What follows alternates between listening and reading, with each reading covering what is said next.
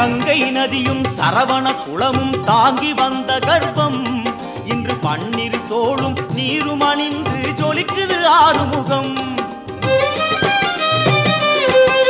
மாங்கனி கோபம் பழனி மலை மேல் முடிந்ததையா, காவடி ஆட்டம் அந்த மலை மேல் பிறந்ததையா.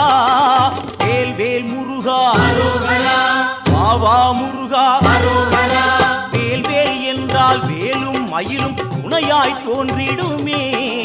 வாவா முருகா என்றால் தெய்வம் ஓடோடி வந்திடுமே, குலம் வாழ செய்திடுமே.